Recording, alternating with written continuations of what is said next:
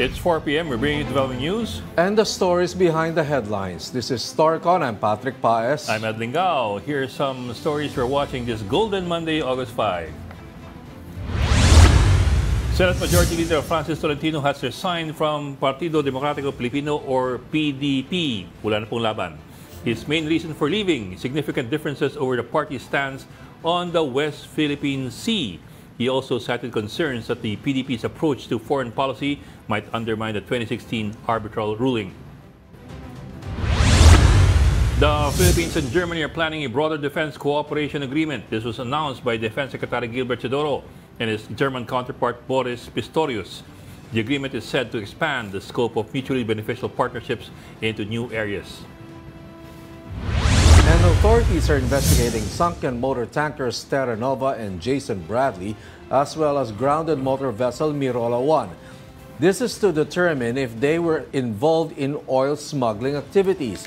The scheme is when oil from large ships is moved to smaller ones at sea to dodge taxes. Joining us today, Ana Marie Pamintuan, Editor-in-Chief of the Philippine Star and StarCon's resident political pundit, Ronald Llamas.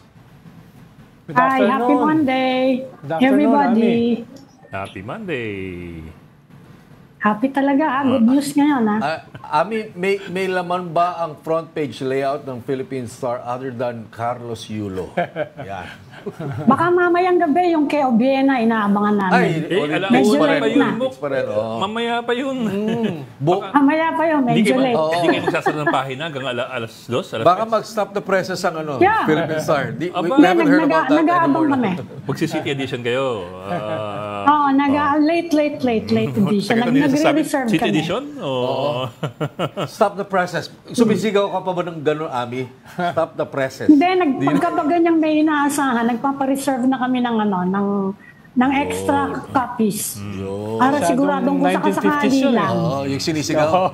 Chat na lang ngayon. Dinetext na lang yun sa chat. 1950s pa yun. Dati kasi pag, ngayon dati, merong City Edition, yung mas yung mas hinabol lang, yung past deadline na mga alas 11, alas 12 versus yung ano yung the previous one, National Edition? Hindi. What do you call that? Yung final. Pero kung minsan hanggang 3 editions na nakakagawa Oo. Dati pag may coup, may special edition. Special edition yun. May special edition dati. Mga ilang pages lang yan, di ba? Maglalabas ng hapon. Parang newsletter lang minsan. Si Francis Tolentino ba kasama sa headline nyo? Kasama sa, baka hindi. Titignan namin. Yung hearing dun sa Senado, yung pinagpilitan nila Senator Bato, piniprenersure si PNP Chief Marbil na ibalik, at least na i-commit na ibabalik yung mga tinanggal daw na security kay Vice President Sara. Yan yung sa Senate namin. Kala ko MNLF na yung papalit. Sabi nila. Ayaw yata nila, hindi tinanggap. Kasi marami-rami din yun, di ba? That's breaking news. That's developing news, Ami, that from the Senate hearing, pumayag na si PNP Chief Marbil na ibalik yung mga police bodyguard. Yun ang sinabi niya, verbally kasi yung head ng Senate Committee on Public Order and Safety si Senator Bato saka si Senator Padilla na katropa na ka-member ng PDP, of course, tinatanong din siya tungkol doon. Of course, I think General Marbil will have to clear it with DILG or even higher. But how... Ibabalik yun kasi nakapagsalita na dyan, remember, ang Justice Secretary. Yeah. Di ba? Paano na-justify ni Marbil yung pagbago niya ng isip? Kasi akala ko decided na yun Medyo nakakahiya for him. Ngayon, biglang papayag siya na sige, balik na natin yung 75. Saka tinanggalan din siya, di ba, Senator Bongo? Oo. Baka umiinit din ba si Senator Bongo na ibalik yung sa kanya? Hindi. Yung kay Senator Bongo, alam ko, siguro one day after, ibinalik agad. Ang sabi ng PNP noon, ni-review lang nila yung sa kanya. Pero yung sa kanya binalik.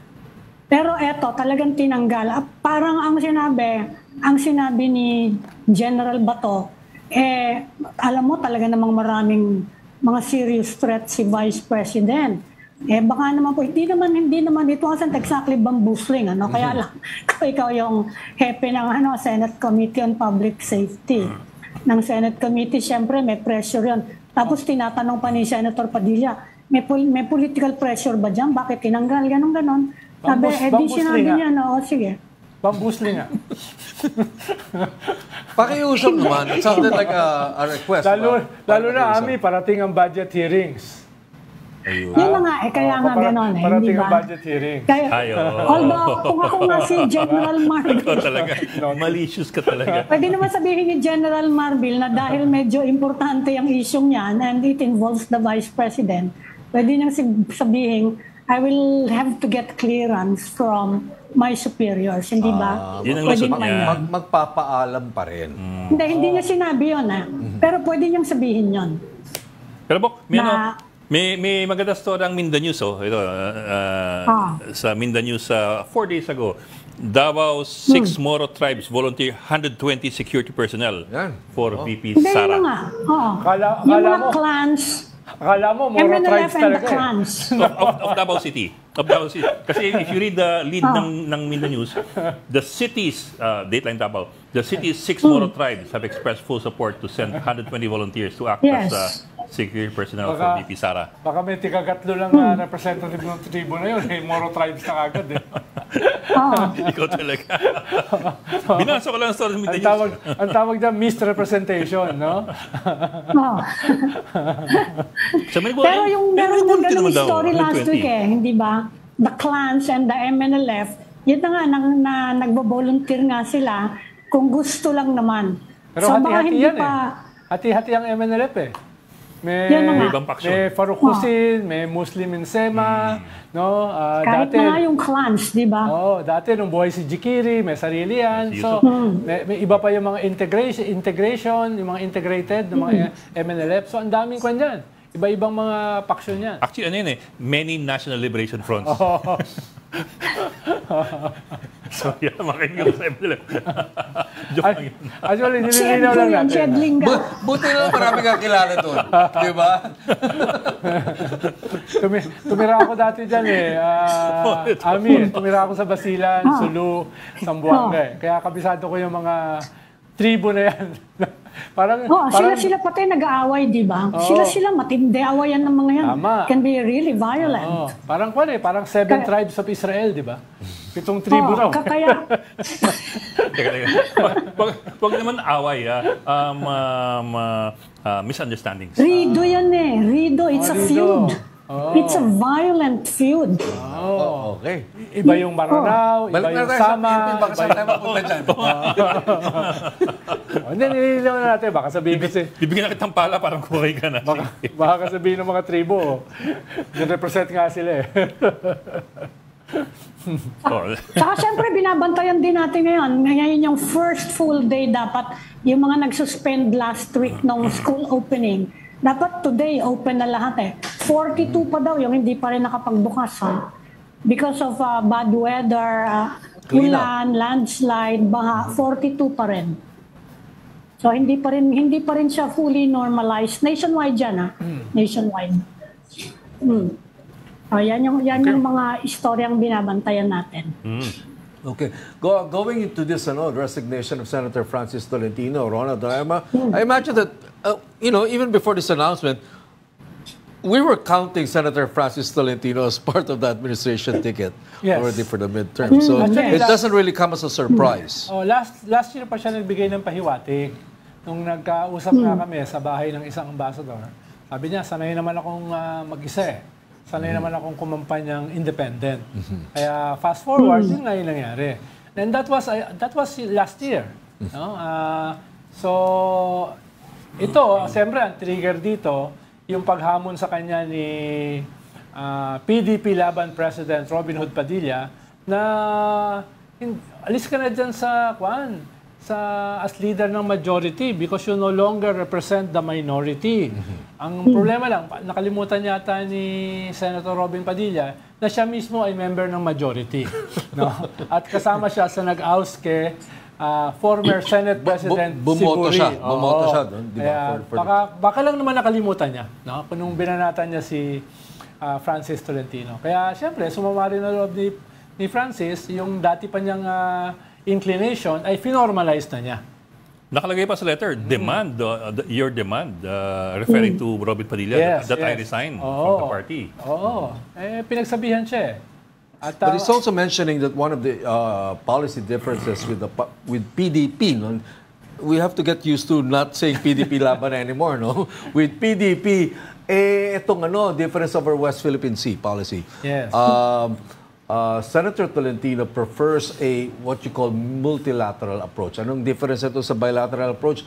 Parang mas gusto niya yung policy na sinimulan nung panahon ni Pinoy, na kaibigan niya, di ba? Dati membro siya noon. Over itong policy na gusto ni former President Duterte na dapat yung conflict dyan sa West Philippine Sea, usapan lang between the Philippines and China.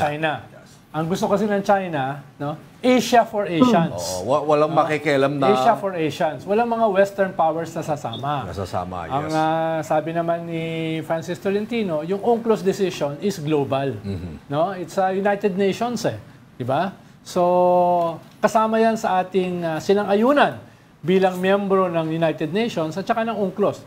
Ironically, miyembro rin ng China. Ang hindi miyembro ay US ng UNCLOS. No? Pero question lang. Ang stand ng China ang China ang gusto talaga bilateral Magaling sila sa divide and conquer. Kaya yung sa ASEAN gusto nila lahat ng mga dispute bilateral lang Paano kung In nag-iisa... fact, nag-aano sila na even ASEAN ayaw nilang magsama-sama on the WPS issue Kaya hanggang ngayon wala pang conduct. Wala pang code of conduct. Pag nabuo yung code of conduct na yan, ano na lang yan, kung sakaling matuloy pa yung code of conduct, it will just reaffirm the status quo na andun na yung artificial islands nila. Tama. By the time na ma-approve yan, ano na yan Tama naman yung... Wala na yan It will be in their favor already. Pero tama naman yung sabi ni Senator Francis. Mahirap kasi yung bilateral dahil yung kaharap mo isang superpower. Tapos ikaw isang maliit na power. Lugi ka pag sa bilateral. Ngayon kung multilateral, marami kang mga kasamang claimants na hindi lamang sa usapin ng West Philippine Sea, kundi sa usapin ng freedom of navigation. Pero bakit biglang parang nagkaroon ng epiphany si Tolentino after 8 years? I was avoiding that question, that point. After 8 years. Pragmatic politics. Parating ng midterm. That's part of it naman. That's part of the discussion. Parating ng midterm at saka syempre, nagne-negotiate siya na mabahagi dun sa administration slate. Kanina nga, kausap namin si Manny Pacquiao Nasa Gensan siya ngayon. Tinanong namin tungkol sa kaso ng PDP laban na nasa Supreme Court pa. Sabi niya, wala pang desisyon. Yes. At habang wala pang desisyon, mag-guest candidate muna siya ng Partido Federal bilang miyembro ng administration slate sa midterm. Baka ganun din ang puntahan ni Francis Tolentino. Siguro. This is where yung hindi you don't put yourself in a hard political position, this is where it helps. Mas madaling lumipat-lipat, right? Especially with regards to certain personalities in politics, for example. Hindi naman ganun ka-diehard. Lalo na itong si Senator Tolentino with the Duterte. Lalo na kung wala ka namang ideolohiya, wala ka namang platform, wala ka namang vision, wala ka namang principles, ang daling lumipat. Madaling. Yun. Okay, Ronald, ilan pa ba natitira dun sa yung PDP ni Coco Pimentel? Balik sa isang jeep. Dalawa sila. Dalawa sila ni Pacquiao. Saan pa yung isa? Dalawa sila ni Pacquiao. No? Tapos, di ba, ginamitan nila yung PROMD last election? PROMD yung official party nila last election. Pero hindi pa gini-give up ni Coco. Sabi niya, he's still fighting for the PDP, yung kanyang faction. Mahirap i-give up considering na tatay niya yung talaga nagbuo ng Partido Demokratiko Pilipino. At gusto ko nga malaman ano yung magiging status ng kaso sa Supreme Court kung mismo yung PDP laban ni Digong, tinanggal na yung laban. So it's a new party. Di ba? Ibang registration yun. That can be argued. Or maybe not. Depende yan. Anong magiging argumento ng mga abogado, no? Yeah. Sabi nga ni former Secretary Harry Roque, It's your opinion. It's your opinion. I have my own legal opinion. As a lawyer, I have my own legal opinion. Pero sabi nga ni Buko, You have as many, you can have as many interpretations of the law as lawyers. Remember, in any case, you always have two groups of lawyers. One will always be right, one will always be wrong. But you both believe they're right. Hindi, hanap buhay yun eh. Kailangan talaga maghanap buhay sila eh. Alam mo, Bok, ang pwede rin nilang gawin para simple, total yung laban, binitawan nila eh. Kung nila yung laban. Yung kay laban, ang heritage ng laban is Ninoy Aquino. Ninoy Ninoy Aquino yung laban na yan. That was the party he used to run in the IBP elections. Yes, in 70. Anong year 78, ba? 78? Pero nung tumakbo si Digong as PDP laban, isa na lang ang congressman noon, si Bebot Alvarez na lang. Mas mali noon. Tapos di ba last election, ang daming mga fly-by-night na partido. Meron kang Lagi naman ganun pag-eleksyon. Meron kang PROMD, parang kinuha sa baul, di ba? Reforma. Tapos, meron kang reforma, kinuha rin sa baul. Partido Federal. Meron kang Partido Federal, no? Hindi ko alam kung saan baul kinuha yun. Meron kang Action Demokratiko, ni Rocco, di ba? Partido Federal ngayon, ruling na. Di ba? Tapos si Lenny, independent eh. Di ba? Tumakbo siya sa independent na sa Liberal Party. Right. So, talagang hindi kailangan ng partido sa bansang ito eh. Partido Federal ngayon ang ruling party. Yun. With the lakas, of course. Kaya Sila ngayon. magbuburi na rin kami ni Ed Lingaw eh, ng partido. Ano? Sige nga. West Philippine Sea Party. Okay. Para tayong binabomba ng channel. Ano yan? Partido Federal. Yan yung Partido Federal ang dalakas. Yan. Sila yung magiging super coalition, the new super coalition. Wawa naman si Kwan. Wawa naman yung membro nila. Inaasahan natin na magdodominate yan. Si Kingmaker. Partido Federal yun eh. Na-expel. 2025. Yan ang magdodominate 2025. Yan. Kaya titingnan. Speaking Sumisigaw of sa akin yung lower thirds over differences on West Philippine Sea. Diba? Sabi nga ng Okta, ito yung first election na magiging emotional at election issue ang West Philippine Sea. Kaya ang daming biglang mga born again na pro West Philippine Sea. Diba yung standing ovation sa SONA? Nakita mo yun, Ami? Yung standing ovation sa SONA na mga sa usapin ng West Philippine Sea. Pati yung mga pro-China nag-standing ovation. Ronald, do we see more people moving out of PDP? And moving... Mukhang nakaalis na eh. Nakaalis na sila. marami. Diba? Last year, si Melvin Matibag, sila Cusi. Marami na. Tapos si Pepito Alvarez, yung presidente. Kaya naging presidente si Robin Hood Padilla. Dahil halos lahat ng kongresista, hindi ko alam kung may natirang kongresista, umalis na. Yung mga natira, na-suspend. Katulad ni Mayor Rama, si Governor Hubahib, no? Yung Vice Governor ng Bohol, na namatay, no? So yun yung mga wala akong alam na natira. Hugpong naubos din. So sa mga ranggo ng senador na PDP, meron pa kaya Tatlo na lang. susunod? Tatlo na lang. Sino itong tatlong Bato, natitira? Robin Hood, tsaka Bongo. Parang yung bali... You don't see any of those three moving or leaving PDP? Well, yung Marites, yung isa ron ay nagdadalawang isip dahil si Bongo, binanata ni Baste. Hindi rin naman siya close kay Sara. Di ba? So, tapos... But that would be a dramatic departure. Very dramatic. Given na napaka-close ni Senator Bongo Kay Digong. kay Duterte, right? Yun, napaka-close. Sobra-sobra. Pero baka kasi ang pakiusap dyan, boss, may tulog ako eh. No? Para masiguradong panalo ako, doon ako sa admin.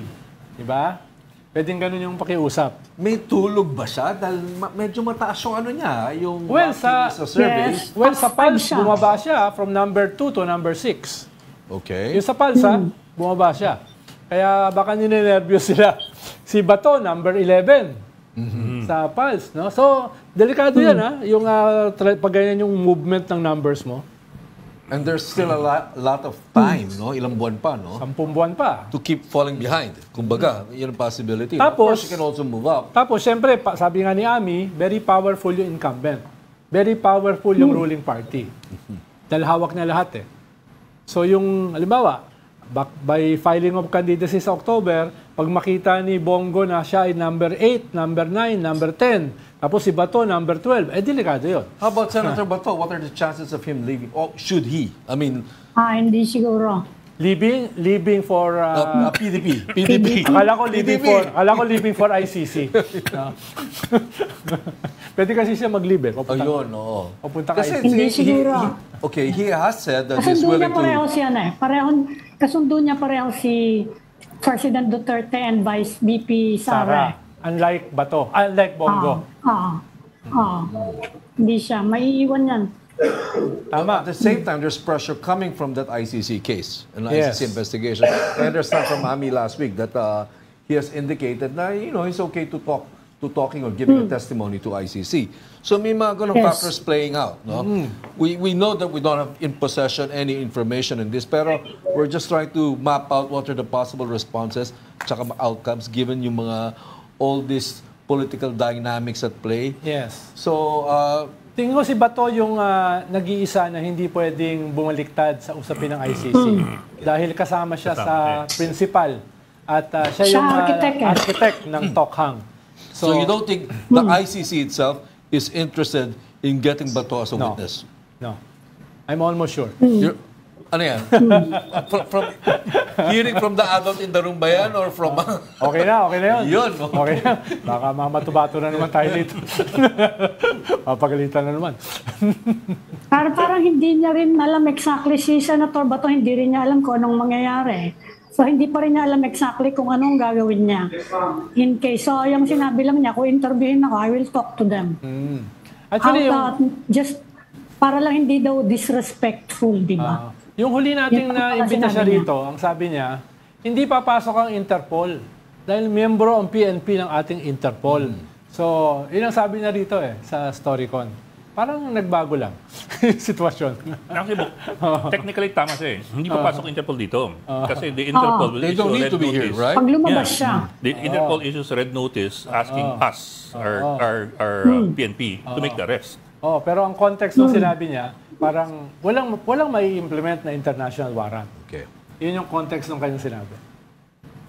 But the practical implication yan, if the Interpol decides to issue a blue notice or even an arrest warrant, the PNP would have to... Yes. Actually, mangyayari Implement it. yan, may darating na Interpol. Baka nga may representative mismo ang ICC. Pero wala siyang posas. Ang posas manggagaling Oo, sa... ang posas galing sa PNP. Hindi balik yun yung posas. Parang nandito sila, dala nila yung letter. Oo. Dala Sulat- nila yung sulat letter. lang. Tapos ibibigay kay Ed Lingao. Yan. Ed, ito yung sulat. Baka talaga.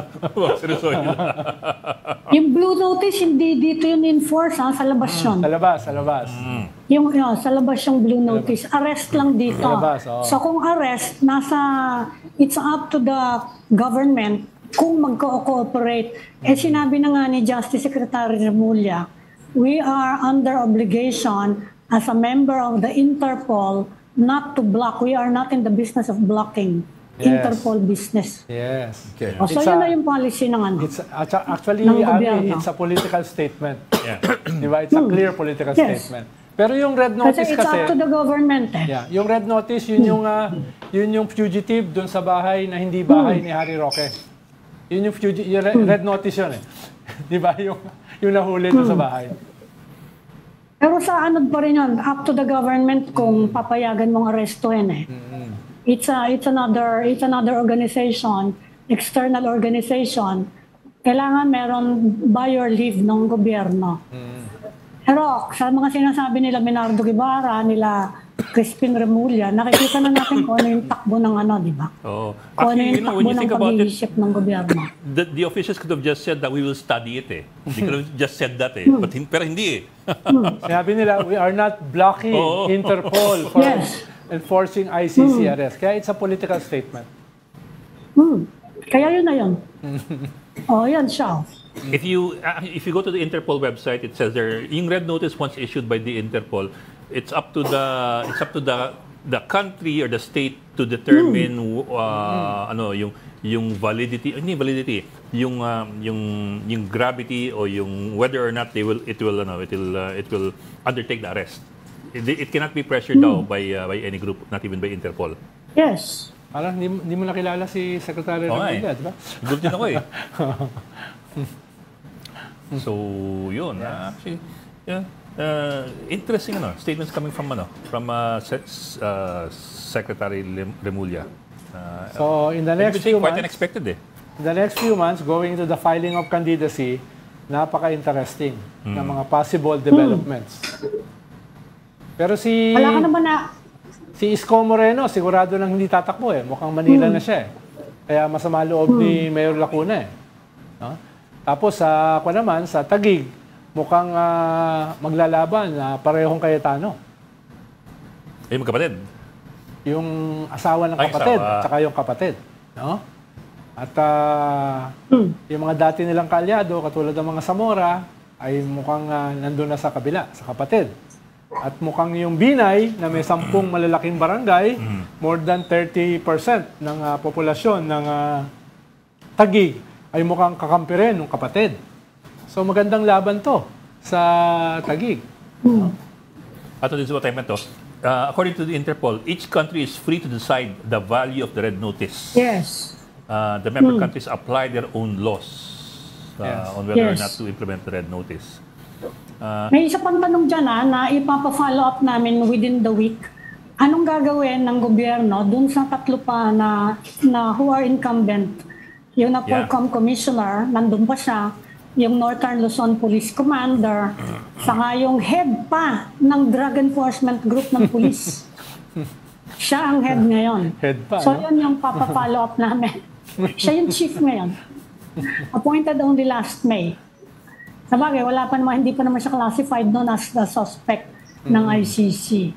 Pero yun yung papahabol namin na mga istorya within the week. Kung anong gagawin. Diba? Tapos, Sasabihin man ICC naman yan, saka they're still innocent of course until guilt is established. tapos huli na lang, Interpol natin. has a current working and cooperative agreement with ICC. So, Yan na nga. they work very closely together. Okay. Asa tayo nagtapos? Dun sa... MVP. PDP laban. MVP. Kung ano na DP o pag-usapan natin. PDP? Yung security. Oo, sa security. Hinihimay namin kanina kung ilan talaga. Kasi may Hindi, ang sabi, ang pakiusap ni Senator Bato kay General Marbil, sabi niya, kung pwede daw, kung hindi daw kayang ibalik lahat, kahit man lang daw yung mga pulis na matagal na sa Davao, na yun yung pinagkakatiwalaan daw kasi ni VP. Di ba? Ang sinabi sa atin, 2007 pa daw yon doon sa mukhang naging private bodyguard, ano? But anyway, yun yung pakiusap. Tapos tinanong pa rin si General Marbil, bakit pinulat? Wala ba kayo nakikitang security threat kay VP? Sabi ni General Marbil, hindi, wala kami nakuhang security threat. Tinanong din, di ba, she has a strong stand against the CPP and PA. Sinabi ni General Marbil, wala kaming nare-receive na security threat regarding the VP, and in any case, ang in charge sa security ng Vice President and the President of the Philippines is the Presidential Security Command. Yan ang sinabi. So finally, nung yun nga, pinakiusapan ni Senator Bato na baka naman pwede, maganda naman daw yung pagkakasabi ni Senator Bato na baka naman pwede alam mo naman yan, mabait naman yan, di ba? Baka daw pwede na si Bato pagsalita. So, baka naman daw pwede na yung pinagkakatiwalaan, matagal na sa Davao. But in fact, yun na nga, binanggit ko na last week, ang mga pulis, hindi ba every election dapat niro-rotate? They're not supposed to be permanently assigned to anybody. Tama, yung Pero sabi mo. Tama yung sabi yun daw mo, ang Ami. pinagkakatiwalaan kasi. Actually, revealing yung letter ni Vice President Sara Duterte na 2007 pa, nasa kanya na yung mga Bawal pulis yun, na alam yun. ko eh. Bawal yun eh. Dapat kasi Bawal yun. nare-relyebo, naro-rotate. Para hindi siya magkaroon ng familiarity, para hindi siya magmukhang parang private maging private army. security agency. Dahil ang nagpapasahod dyan, tayo nila Ed Lingao. No? Yung sabi si Yes, Patrick. yan na nga. Hindi ko alam kung nagbibigay ng Yes. buwis yan. So, tayo nagpapasahod Automatic sa kami, mga yan. income tax Kaya kami, hindi sila private security ng kahit sino. Kaya nilarelyebo Yan yan. na nga.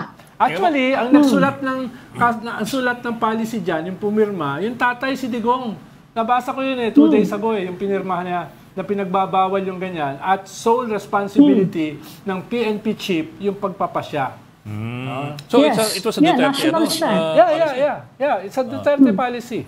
Bok, teka, ipasok Saka natin ang na isa pang intindi ko taxpayer. kahit COMELEC kahit COMELEC, ayaw nila yung ganun. Gusto nila niro-rotate nga. Dahil to prevent violence Yes. during elections. So, Yes. Bok, teka, ipasok natin para isa pang kung ano man taxpayer. yung mga She's private on the line army now. madidismantle.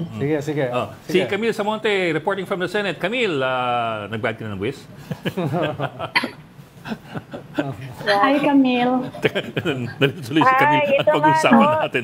Nanindigan si PNP Chief General Romel Francisco Marfil na wala silang nakikitang aktwal na banta sa seguridad ni Vice President Sara Duterte. Kasunod yan ang pag-utos ni Marfil na bawiin ang 75 PNP police and security group personnel na naka-assign na sa vice. Sabi nito ni Marfil, may criteria na sinusunod yung PNP sa pagbibigay ng security personnel. Kaya dapat daw matiyak na mayroon talagang banta sa seguridad ng isang tao bago siya mabigyan ng police personnel. Pero sa case nga daw nito ni VP Sara, wala naman daw silang nakikita na actual threat against her. In fact, minamahal naman daw siya ng taong bayan. Camille, kahit alien abduction, walang threat?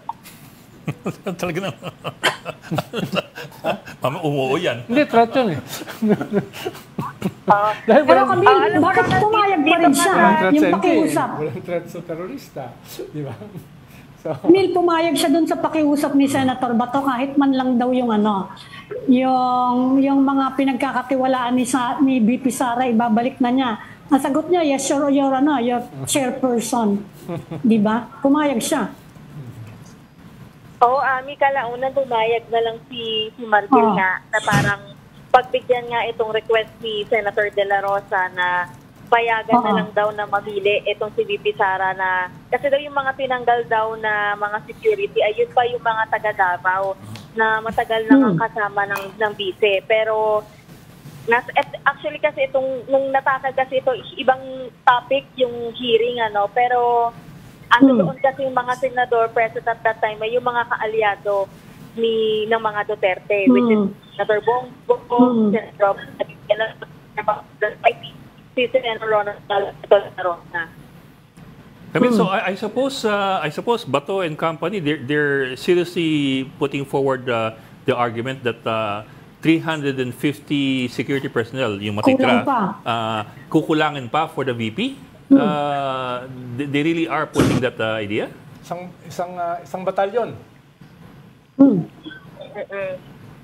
Actually, yun nga yung iginigiit ni Marvin kanina na kahit na may tinanggal nga na 75 security personnel, meron pa rin namang natitira from the Armed Forces of the Philippines na personnel na naka-assign pa rin sa BC. Ang argument din kasi neto ni Senator De La Rosa, dapat daw isipin nga ng PNP na may banta pa rin sa buhay ni VP Sara dahil nga sa posisyon nito laban sa CPP-NPA. Pero ang sinasabi nga ng PNP, sinasabi ni Marvil na kailangan i-deploy itong mga police personnel at hindi lang sila matenga doon sa mga sinasabing VIP. In fact, hindi nga lang daw si VP Sara yung pinanggalan ng mga security personnel. Maging yung ibang mga retired general daw na matagal nang may mga security.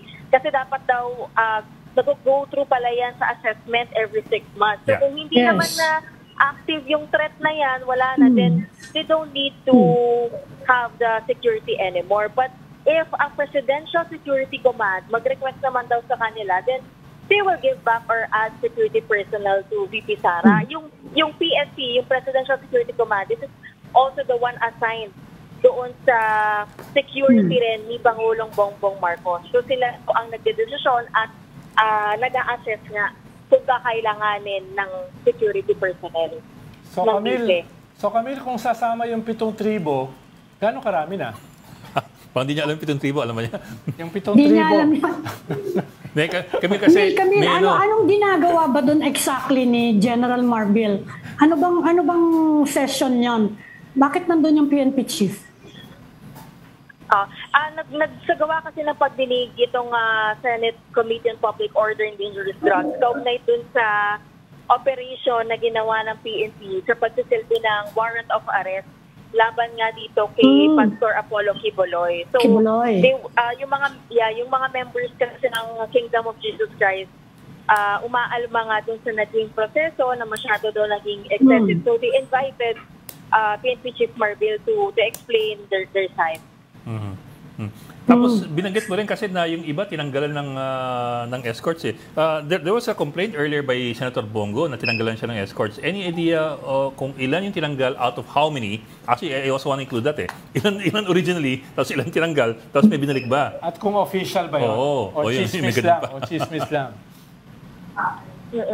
Naku, hindi ito nabanggit ni Senator Bongo doon sa pagdinig kanina, no? Pero nag-warn lang siya kumbaga dito nga sa warning and reminder to PNP Chief Marbil na gawin nga raw yung kanilang responsibility. I guess in terms of security, on the topic of security ni VP Sara and etong topic nga nung si Pastor Apollo Quiboloy. Okay. Kasi also si VP Sara is no longer NTF-ELCAC Yes. co-chairman, di ba? She's already let go of that. So she's now currently only VP. I mean, I don't want to say only, but that's her primary leftover role. Saka co-vice chair siya ng NTF-ELCAC eh. I don't think the chairman of the NTF-ELCAC has 350 security personnel. Di ba? Kung ang gagawing rason, hindi kung ang gagawing rason eh yung position mo against the communist rebels, hindi ba? Bakit ganon? Di yung AFP chief ang bigyan mo ng katakot-takot na bodyguard kung ganon. Yan yung direct kalaban ng ano. Okay. But I guess, Ronald, should this be taken as anything other than an indication na talagang there is a political break? Yeah. It's just another It's about evidence of the political break between the president and the vice president. Ganun lang naman yun, di ba? Yung iba, mga ko na lang yun eh. Ginagamit na lang yung iba't ibang issues. Pero at the core of this is political. This is the political divide. This is the political warfare.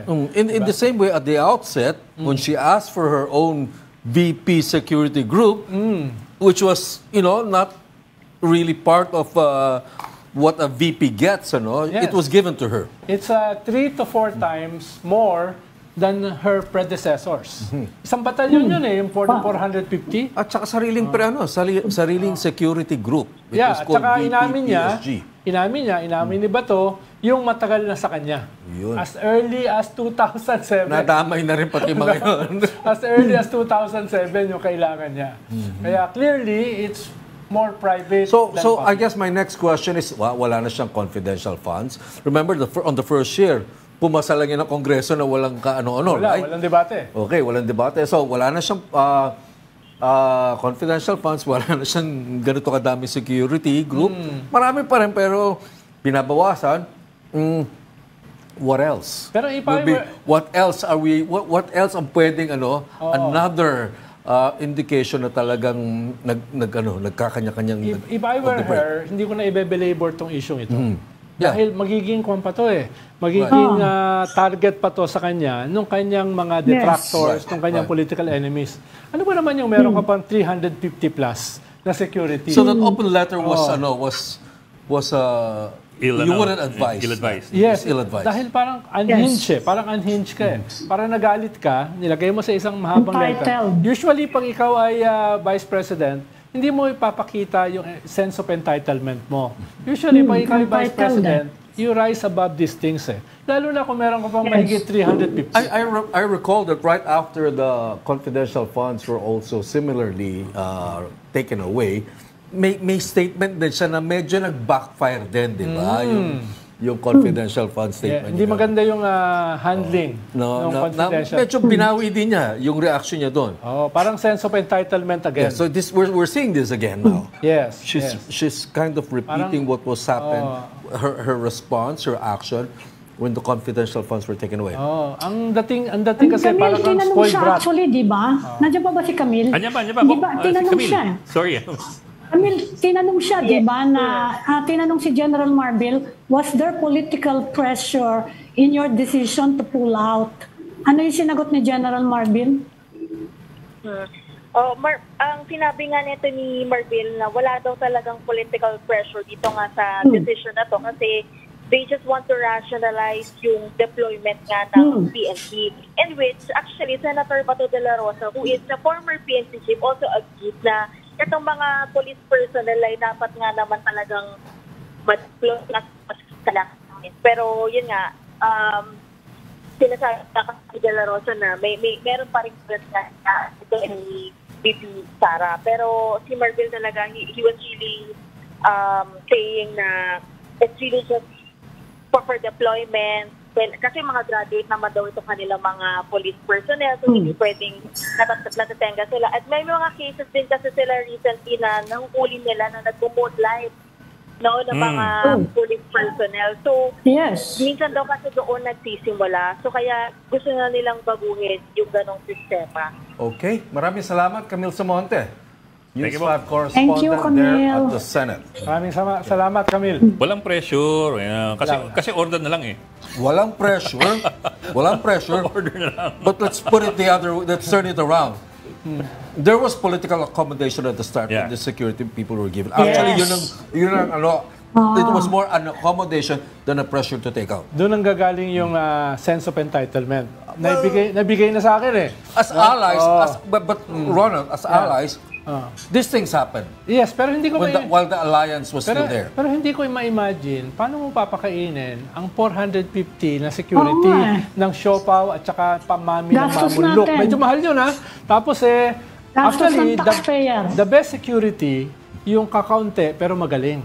Dahil yung ganun ilang daan, isang batalyon, mas madali ka mapasukan nun eh, di ba? Dahil yung burden ng security, very ponderous. Nakita ko yan dati, noong 99 sa Portugal, nakasama ko sa isang conference si Israeli Prime Minister Shimon Peres at saka si Yasser Arafat. Kita mo, daming security ni Yasser Arafat, no? Nakapaligid sa kanya. Kita mo si Shimon Peres. Isang security ang naka-deploy. Mossad, isang Mossad. Pero ang alam mo, mas secure si Shimon Peres kaysa kay Arafat. Diba ang dahilan ni Yasser Arafat kaya gusto na maraming security? Saka, remember si Roel Digamo, katakot-takot yung security niya in his compound. Diba? That was the compound of the governor and the mayor. Patay pa rin. Puno na security, lahat sila patay. Diba? We have to remember, Ami, before VP Sara took on that position, she actually wanted to be defense secretary. So baka this was a way to ameliorate yung request na hindi na ibigay. At least may isa siyang batalyon. Kung wala sa kanya yung Defense Department, at least may isa siyang batalyon, di ba? Yun nga yung tanong natin, ano? Yun kayang pag-form niya ng security group niya, cleaner kaya sa Malacanang yun? It was, I think, pinagbigyan. Yes, sabi nga ni Patrick, accommodation. Accommodation. Which parang wala naman nating anomalous, nating irregular. Pero hindi maganda tignan na you have 4 times the security of your predecessors. Diba? Yung, parang hindi maganda tignan eh. Yun lang. Tapos parang you have hundreds of millions of confidential at saka intelligence pa. Parang hindi maganda tignan. Diba? At eventually, nasingil siya ron. Pero yung kasi it also seemed to make sense at the outset yung proposal niya to create a separate unit para pag mag-away yung dalawa, okay lang. I mean, secure pa. I mean, actually, ang hirap niya. Dapat ang presumption dyan, magkakasundo sila eh. Hindi yung mag-aaway sila, di ba? Kaya sila binoto ng taon sabay eh. Pero parang may foreshadowing ba? Unfortunately, yun ang nangyayari. Mas madalas. Ang problema, parang sumobra naman ang dami nitong grupong ito. Sabi nga ni Sara, pagkatapos ng eleksyon, wala na yung unit team. So, unang nakarealize si Sara nawala na yung uniteam. Well, what she actually meant was that yung unity was for the purpose of the campaign. The election. Well, that's She was just her echoing, rationalization. That's her explanation. Ang naunang nagsabi niyan was the administration camp, na yung unit team was good only for the 2022 elections. Sila nagsabi nun. Tapos sumunod na lang later si Sara. Which is not wrong, Ronald? Dahil ganyan naman pag-election, may mga tactical alliances. Yes. Ginawa rin niya yan, di ba? Yes, pero ang kaibahan kasi rito, mukhang ang tingin ni Sara, no, may mga pinromisa sa kanya sa Cebu nung nabuo yung unity. Yes. May mga pinromisa sa kanya na 2028, may pinromisa sa kanya at saka yung Speaker. kasama niya noon, no? Si Amy, si Speaker's GMA, position. na may ganong klaseng promisa. At Yes. immediately after the election, nawala yon. Nawala yung defense portfolio, nawala yung Hindi naman speakership. immediately, unti-unti. Dahan-dahan. Dahan-dahan. Baka hindi nakasulat. Kailangan siguro may kontrata eh. siguro naramdaman ni Sara, mukhang may plano si speaker. Pero yung defense, yun just a few months after ng election, lumabas na yun. Mahirap naman talaga, no? Saka yung speakership. Oo, at saka mahirap naman talaga na yung VP mo. Kung ikaw ba, Vice President, ikaw ba, President, ako Vice President mo, ibibigay mo ba sa akin yung defense portfolio? When the Vice President is a heartbeat away. Oo, ibibigay mo sa akin ni Patrick yung defense portfolio. Dito pa sa Pilipinas. Mahirap nga naman. Actually, nalimutan tanungin si Camille. Kasi nga, the numbers were going by ng security ni VP Sara are from 2022 eh. Kung nag-increase pa ba o nagbago ba? Kasi 2022 COA report ni yun Crispin Remulla, di ba? I'm sure he got the numbers from the Presidential Security Command. Sabi nga niya, mas malaki pa nga yung contingent ni VP Sara at 300 plus at this point. Kesa kay President Marcos, he's talking, I think, about the close-in team, no? Pareho silang close-in yan eh. Oo, kaya malaki yon. Kaya pala nag-traffic last year sa Commonwealth. Naalala mo yun, Ami, yung may dumaan? Nagdi-deny sila. Hindi daw si VP Sara yan. Sinasabi na niya, hindi siya. Ang daming dumaan eh. Nga siya, sabihin niyo kung sino yun. Di ba nagdidemand siya, sabihin niyo sa akin kung sino yung VIP na yan. Traffic eh. Hindi siya yun. Baka makalimot ito si Ronald. So magpaalam tayo, Ami. Ronald, thanks for joining the Storycon today. Ami Pamintuan, Editor-in-Chief of the Philippine Star, and Ronald Llamas, our resident political pundit. Ay, paalala lang alauna ng madaling araw mamaya. Yun, okay. Si E.G. Obiena. Obiena. Panoorin Abangan nyo, baka may ginto na naman tayo na walang kinalaman sa Swiss Bank. Magpupuyat ang One News para ihatid po sa inyo ang special coverage mamaya madaling araw. Tunay na ginto yan, hindi 30 pilak ng mga traidor. Hindi rin yan Talyano. Yamasi talaga. Matrobol na tayo. Okay. Yun. Join us again tomorrow at 4 p.m. for the Storycon in Madingao. I'm Patrick Paiser. One News, all sides, all the time. This is the Story Conference Group or the Storycon Group.